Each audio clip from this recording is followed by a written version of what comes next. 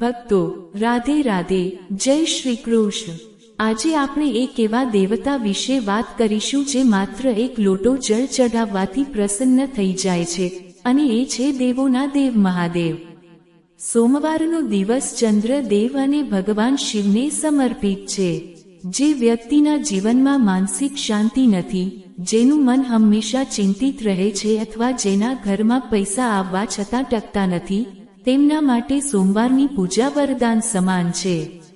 2026ના આ વર્ષમાં ગ્રહોની દશા મુજબ શિવ ઉપાસના જ એકમાત્ર એવો માર્ગ છે જે તમને અકાળ મૃત્યુ, મોટી બીમારી અને આર્થિક પાયમાલીમાંથી બચાવી શકે છે।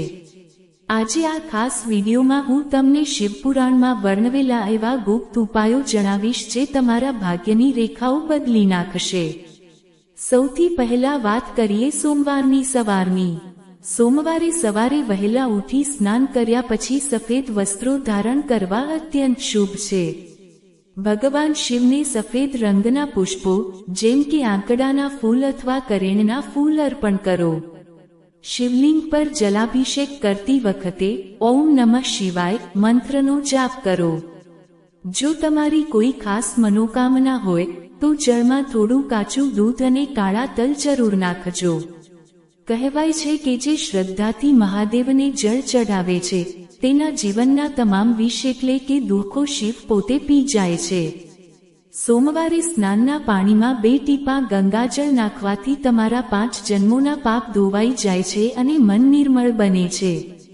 હવે વાત કરીએ એ ખાસ વસ્તુની જે તમારે રાત્રે સૂતા પહેલા અથવા સાંજના સમયે શિવલિંગ પર અર્પણ કરવાની છે। ભક્તો, શિવપુરાણ મુજબ અક્ષત એટલે કે ચોખા ભગવાન શિવને અત્યંત પ્રિય છે। પણ યાદ રાખજો, ચોખાનો એક પણ દાણો તૂટેલો ન હોવો જોઈએ। સોમવારે સાંજે એક મુઠ્ઠી સાબુત ચોખા લો, તેમાંથી અડધા ચોખા શિવલિંગ પર અર્પણ કરો અને બાકીના અડધા ચોખા એક સફેદ કાપડમાં બાંધી દો। આ ચોખા અર્પણ કરતી વખતે મનમાં બોલો, હે મહાદેવ, મારી ગરીબી દૂર કરો અને મને સુખ શાંતિ આપો। ત્યારબાદ એ સફેદ પોટલીને તમારા ઘરની તિજોરીમાં અથવા જ્યાં તમે પૈસા રાખો છો ત્યાં સ્થાપિત કરો। આ ઉપાયથી તમારા ઘરમાં ક્યારેય અન્નની કમી નહીં રહે અને લક્ષ્મીજી સ્થાયી વાસ કરશે। સોમવારે ગૌસેવાનું મહત્વ પણ અદ્ભુત છે। ગાયના દૂધથી શિવજીનો અભિષેક થાય છે, એટલે જ ગાય મહાદેવને અત્યંત પ્રિય છે। સોમવારે સફેદ ગાયને ઘઉંના લોટની લાપસી અથવા તો પલાળેલી ચણાની દાળ અને ગોળ ખવડાવવાથી કુંડળીમાં રહેલો ચંદ્ર મજબૂત બને છે। જે લોકો વારંવાર બીમાર પડે છે અથવા જેમના ઘરમાં નકારાત્મકતા અનુભવાય છે, તેમને ગાયના ઘીનો દીવો મહાદેવ સામે પ્રગટાવવો જોઈએ। 2026માં ચંદ્રની ચાલ મુજબ માનસિક રોગોથી બચવા માટે ગૌસેવા એ શ્રેષ્ઠ ઔષધિ છે।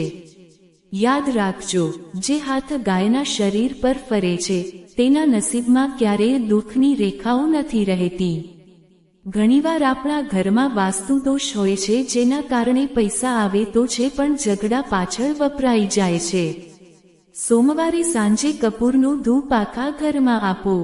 કપૂરની સુગંધ શિવજીને પ્રિય છે અને તે નકારાત્મક ઉર્જાને પળવારમાં ભસ્મ કરી દે છે।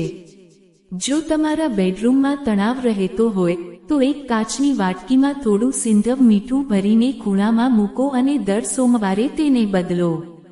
આનાથી ઘરનું વાતાવરણ પવિત્ર થશે। સોમવારે ક્યારેય કોઈને સફેદ વસ્તુ જેવી કે દૂધ, દહીં કે ખાંડ દાનમાં ન આપવી જો તમે આર્થિક રીતે નબળા હો, પણ જો તમે સુખી હોવ તો ગરીબોને આ વસ્તુઓનું દાન કરવાથી પુણ્ય વધે છે। તિજોરી માટે એક બીજો રહસ્યમય ઉપાય જણાવું તો સોમવારે બેલપત્ર બીલીપત્ર લો, તેના પર ચંદનથી ઓમ લખો અને તેને શિવલિંગ પર અર્પણ કરો। પૂજા પછી તે બીલીપત્રને ઘરે લાવી તમારા પર્સમાં અથવા તિજોરીમાં મૂકી દો। બીલીપત્રમાં સાક્ષાત લક્ષ્મીનો વાસ હોય છે। જ્યાં બીલીપત્ર હોય ત્યાં ક્યારેય દરિદ્રતા પગ પેસારો કરી શકતી નથી। જે લોકો દેવાના ડૂબેલા છે તેમને સોમવારે શિવ રક્ષા સ્તોત્રનો પાઠ કરવો જોઈએ। ભોલેનાથ એવા દેવ છે જે હલાહલ ઝેર પી લે છે, તો તમારા દેવા તો શું ચીજ છે। બસ શ્રદ્ધા અટલ રાખજો.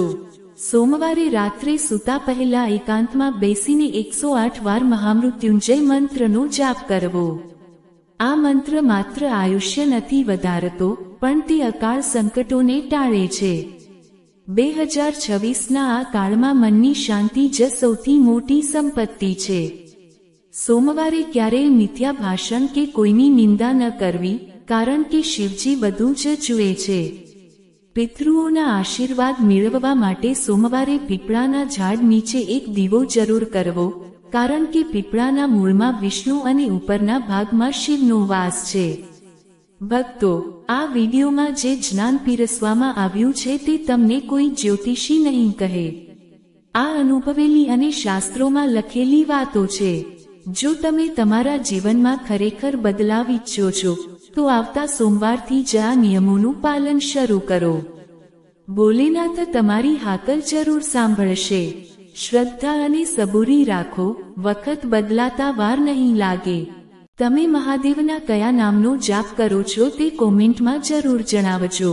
વિડીયોને લાઈક કરજો અને તમારા સ્નેહીજનો સાથે શેર કરજો, જેથી શિવની કૃપા દરેક પર વરસે. કોમેન્ટમાં હર હર મહાદેવ જરૂર લખજો, જેથી તમારા તમામ કષ્ટોનો નાશ થાય. ચેનલને સબસ્ક્રાઇબ કરવાનું ભૂલતા નહીં. ફરી મળીશું એક નવા વિષય અને ભક્તિમય ઉર્જા સાથે. મહાદેવ તમારી રક્ષા કરે. રાધે રાધે. જય શ્રી કૃષ્ણ.